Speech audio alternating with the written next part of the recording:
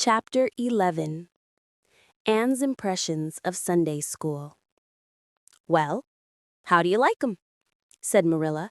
Anne was standing in the gable room looking solemnly at 3 new dresses spread out on the bed. One was of a snuffy-colored gingham which Marilla had been tempted to buy from a peddler the preceding summer because it looked so serviceable. One was of black and white checkered satin, which she had picked up at a bargain counter in the winter. And one was a stiff print of an ugly blue shade, which she had purchased that week at a Carmody store. She had made them up herself, and they were all made alike.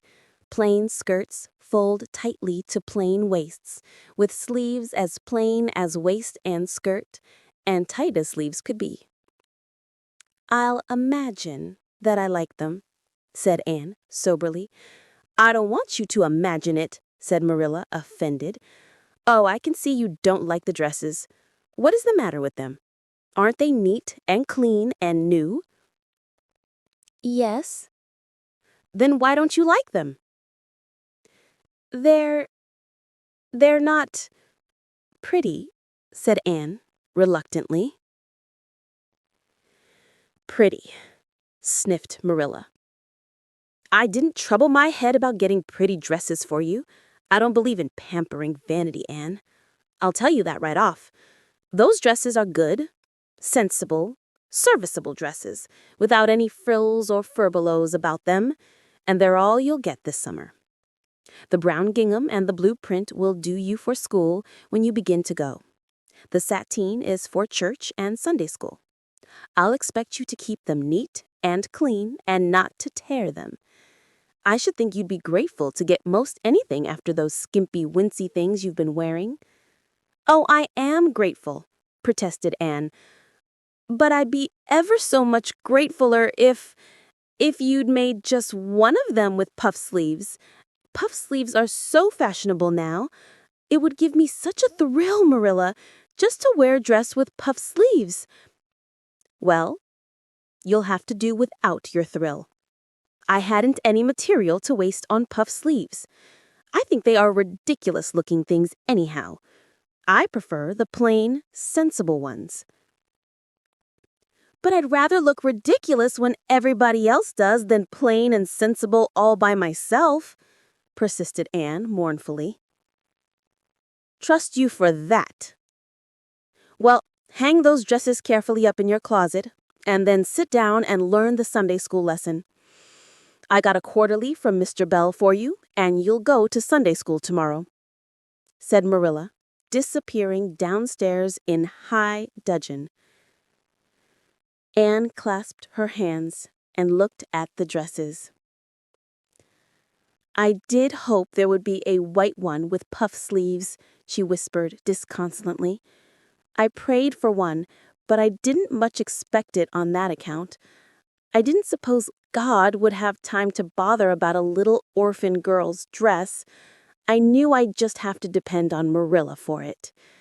Well, fortunately, I can imagine that one of them is of snow-white muslin with lovely lace frills and 3 puffed sleeves."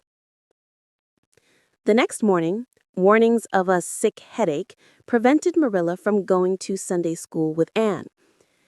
"You'll have to go down and call for Mrs. Lynde, Anne. She'll see that you get into the right class. Now, mind you behave yourself properly. Stay to preaching afterwards and ask Mrs. Lynde to show you our pew. Here's a cent for collection. Don't stare at people and don't fidget. I shall expect you to tell me the text when you come home." Anne started off irreproachable, arrayed in the stiff black and white satin, which, while decent as regards length and certainly not open to the charge of skimpiness, contrived to emphasize every corner and angle of her thin figure. Her hat was a little, flat, glossy new sailor, the extreme plainness of which had likewise much disappointed Anne, who had permitted herself secret visions of ribbon and flowers. The latter, however, were supplied before Anne reached the main road, for being confronted halfway down the lane with a golden frenzy of wind-stirred buttercups and a glory of wild roses, Anne promptly and liberally garlanded her hat with a heavy wreath of them.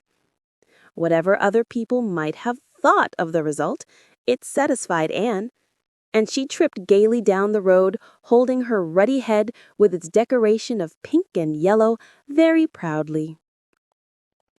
When she had reached Mrs. Lynde's house, she found that lady gone. Nothing daunted, Anne proceeded onward to the church alone. In the porch she found a crowd of little girls, all more or less gaily attired in whites and blues and pinks, and all staring with curious eyes at this stranger in their midst, with her extraordinary head adornment. Avonlea little girls had already heard queer stories about Anne. Mrs. Lynde said she had an awful temper. Jerry Boot, the hired boy at Green Gables, said she talked all the time to herself or to the trees and flowers like a crazy girl. They looked at her and whispered to each other behind their quarterlies. Nobody made any friendly advances. Then or later on, when the opening exercises were over, and Anne found herself in Miss Rogerson's class. Miss Rogerson was a middle-aged lady who had taught a Sunday school class for 20 years. Her method of teaching was to ask the printed questions from the quarterly and look sternly over its edge at the particular little girl she thought ought to answer the question. She looked very often at Anne, and Anne, thanks to Marilla's drilling, answered promptly. But it may be questioned if she understood very much about either question or answer. She did not think she liked Miss Rogerson, and she felt very miserable. Every other little girl in the class had puffed sleeves. Anne felt that life was really not worth living without puffed sleeves. "Well, how did you like Sunday school?" Marilla wanted to know when Anne came home. Her wreath having faded, Anne had discarded it in the lane, so Marilla was spared the knowledge of that for a time. "Well, I didn't like it a bit. It was horrid." "Anne Shirley," said Marilla rebukingly. Anne sat down on the rocker with a long sigh, kissed one of Bonnie's leaves, and waved her hand to a blossoming fuchsia.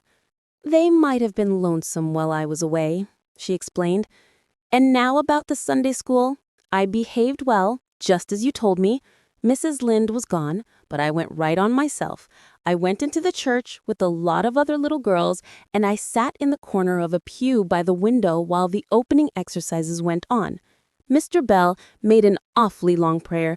I would have been dreadfully tired before he got through if I hadn't been sitting by that window. But it looked right out on the lake of shining waters, so I just gazed at that and imagined all sorts of splendid things." "You shouldn't have done anything of the sort. You should have been listening to Mr. Bell." "But he wasn't talking to me," protested Anne. "He was talking to God, and he didn't seem to be very much interested in it either. I think he thought God was too far off, though. There was a long row of white birches hanging over the lake, and the sunshine fell down through them, way, way down, deep into the water. Oh, Marilla, it was like a beautiful dream. It gave me a thrill, and I just said, 'Thank you for it, God,' 2 or 3 times. "Not out loud, I hope," said Marilla anxiously. "Oh, no, just under my breath. Well, Mr. Bell did get through at last, and they told me to go into the classroom with Mrs. Rogerson's class. There were 9 other girls in it. They all had puffed sleeves. I tried to imagine mine were puffed too, but I couldn't. Why couldn't I? It was as easy as could be to imagine they were puffed when I was alone in the east gable, but it was awfully hard there among the others who had really truly puffs." "You shouldn't have been thinking about your sleeves in Sunday school. You should have been attending to the lesson. I hope you knew it." "Oh, yes, and I answered a lot of questions. Miss Rogerson asked ever so many. I don't think it was fair for her to do all the asking. There were lots I wanted to ask her, but I didn't like to because I didn't think she was a kindred spirit." Then all the other little girls recited a paraphrase. She asked me if I knew any. I told her I didn't, but I could recite "The Dog at His Master's Grave" if she liked. That's in the 3rd Royal Reader. It isn't a really truly religious piece of poetry, but it's so sad and melancholy that it might as well be. She said it wouldn't do, and she told me to learn the 19th paraphrase for next Sunday. I read it over in church afterwards, and it's splendid. There are 2 lines in particular that just thrill me. Quick as the slaughtered squadrons fell in Median's evil day. I don't know what squadrons means, nor median either, but it sounds so tragical, I can hardly wait until next Sunday to recite it. I'll practice it all the week. After Sunday school, I asked Miss Rogerson, because Mrs. Lynde was too far away, to show me your pew. I sat just as still as I could, and the text was Revelation's 3rd chapter, 2nd and 3rd verses. It was a very long text. If I was a minister, I'd pick the short, snappy ones. The sermon was awfully long, too. I suppose the minister had to match it to the text. I didn't think he was a bit interesting. The trouble with him seems to be that he hasn't enough imagination. I didn't listen to him very much. I just let my thoughts run, and I thought of the most surprising things. Marilla felt helplessly that all this should be sternly reproved, but she was hampered by the undeniable fact that some of the things Anne had said, especially about the minister's sermons and Mr. Bell's prayers, were what she herself had really thought deep down in her heart for years, but had never given expression to. It almost seemed to her that those secret, unuttered critical thoughts had suddenly taken visible and accusing shape and form in the person of this outspoken morsel of neglected humanity.